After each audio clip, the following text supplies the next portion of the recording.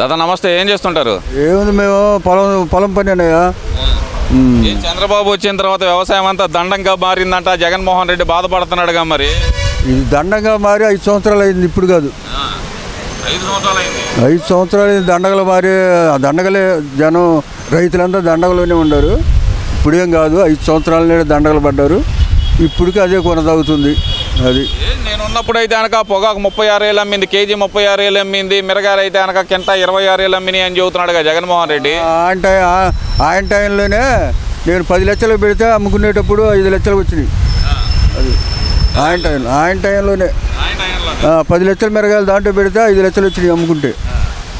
సరే, అవి ఊరి చేసేది ఏం లేదు, ఎక్కువ పడింది, ఎక్స్పోర్ట్లు ఆగిపోయినాయి, చేసేది ఏమీ లేదు కాదు అని వాడలేదు, ఈడలేదు. ఈయన చేస్తే వర్షాలే కురవన్నారు. మరి పోయిన సంవత్సరం వర్షాలు బాగానే కురిసినాయిగా. చంద్రబాబు వచ్చి సంవత్సరం అవుతుంది, రైతులకు ఇచ్చిన హామీ ప్రకారం రైతు భరోసా ఇవ్వట్లేదు, రైతులను ఏమో ఆదుకోవట్లేదు అంటున్నారు. యాత్రకి ఇప్పుడు మొదలు పెట్టాడుగా మొన్న. ఇప్పుడు ఏదో 2-3 రోజుల్లోనే అయిపోతాయిలే. వేస్తున్నాడు.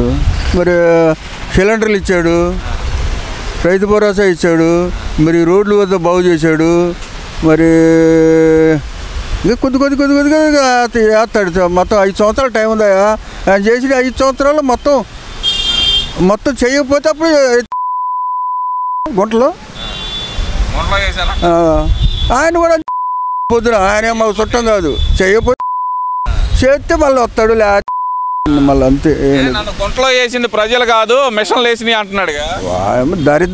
దరిద్రం మాటలు చేసేది ఏముంది వాడికి. ఆ మాటలు తప్పితే రెండోవి రావు. ఆయన కలిసినప్పుడు ఇగాదా ఏదో ఓడిపోయినాక ఆ మాటలంటూ అది ఉందాగా తప్పుకోవాలా, ఉందాగా పరిపాలన చేయాలా. మన ఓడి గెలిస్తేనేమో మన ఇమేజ్, ఓడిపోతేనే వాడు మోసం చేసినట్టు అనుకుంటే ఎట్లా? అతని పాలసీ అది, మనం చేసేది లేదు. అయిపోతుంది, ఇస్తానన్న హామీలు ఏమి ఇవ్వకుండా ప్రజలను మోసం చేశాడు అంటున్నారు కదా చంద్రబాబు. 3 ఏళ్ళు పింఛన్ ఇస్తానని ఎప్పుడు 4 నెలలకు దిగిపోతానన్నాక 3 ఏళ్ళు చేశాడు.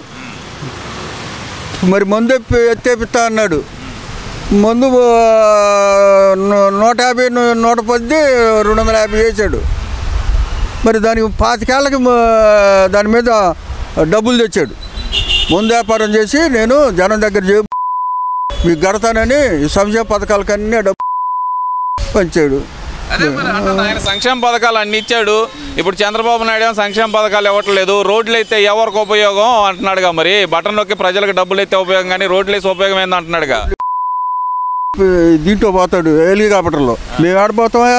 ఆయన అంటే పోతాడు హెలికాప్టర్ 5 కిలోమీటర్లకు కూడా. మేము రోడ్ల మీద పోవాలి కదా.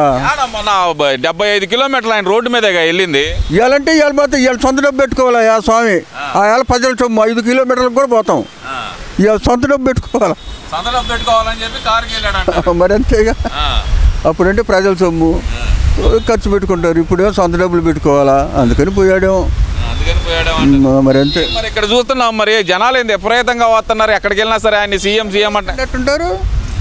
సీఎం అంటారు. సీఎంని ఎట్టయితాడా? ఇంకా 4 ఏళ్ళు టైం ఉంటే అసలు వీడు డబ్బులు ఇచ్చి అనిపించుకుంటాడు.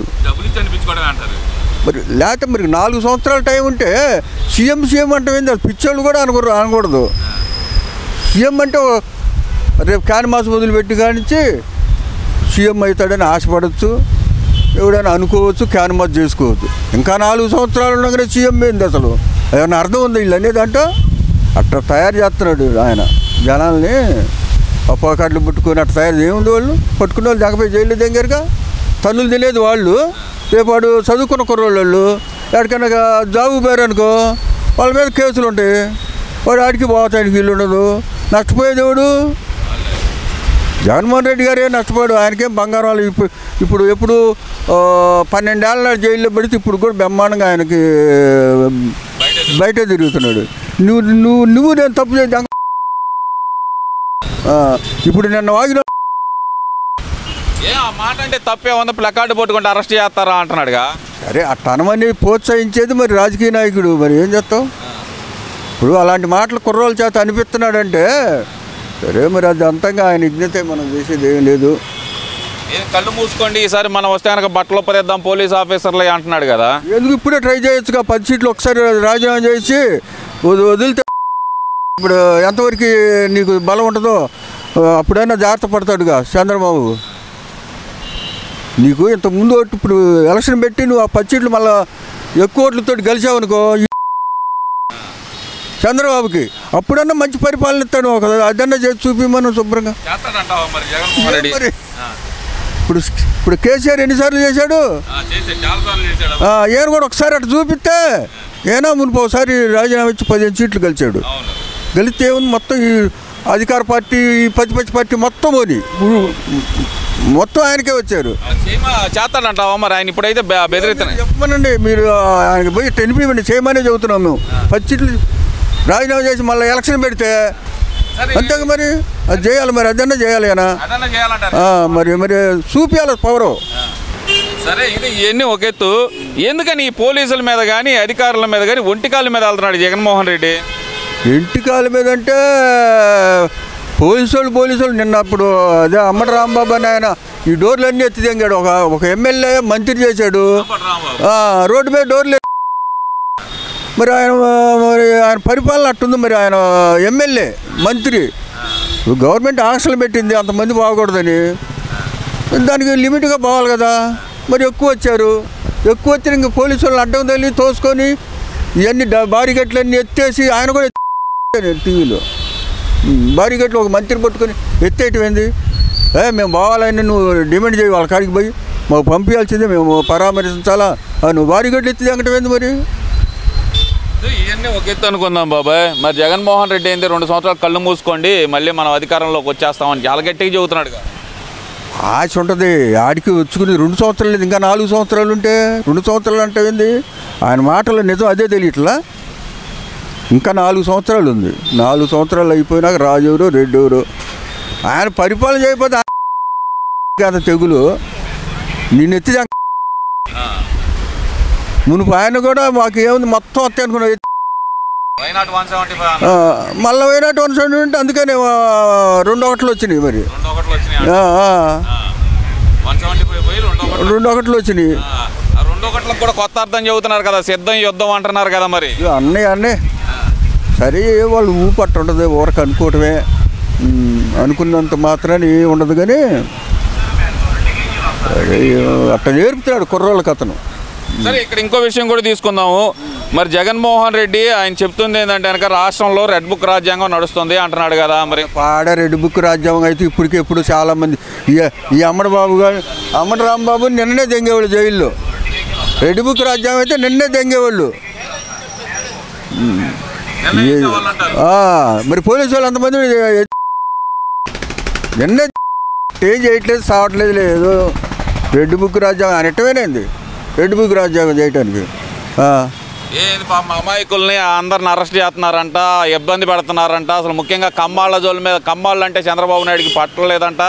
కమ్మోడు కావాలనే కమ్మోడు శాసన ఆయన తిట్టించేది. కమ్మోరు ఎప్పుడు కూడా పడితే గొల్లెం పడితే అతనికి సపోర్ట్గా ఉంటారని 7 నెలలే ఇరుకు కమ్మోరు చేత తిట్టించేది అతను. కులరాగం ఎత్తుకున్నారు, ఏదో ఎత్తుకుంటారు, ఏదో ఎత్తుకొని ఏది ఎత్తుకున్నా ఆయనకు మటుకి ఛాన్స్ లేదు. సరే వస్తే అప్పుడు 4 సంవత్సరాల తర్వాత వచ్చేది, ఇప్పుడు ఏం రాదు. ఏముంటుంది ఇప్పుడు? ఏమన్నా ఆలోచనలు ఉన్నాయా? ఏముంటుంది? అదే చూసుకుంటే అప్పుడు ఏదన్నా రాజీనామా ఇచ్చి మళ్ళీ చూస్తే అప్పుడు మంచి మెజార్టీతో గెలిచారనుకో, వాళ్ళ సీట్లు వాళ్ళు వేయాలి. మళ్ళీ గెలిచారనుకో, గెలిచినా కూడా మగోడే. ఆ 10 సీట్లు రాజీనామా ఇచ్చి గెలిపించారంటే మగోడి కింద లెక్కేస్తారు. అప్పుడు గదగదగదలు ఆడుతూ పరిపాలన చేస్తారు వీళ్ళు కూడా.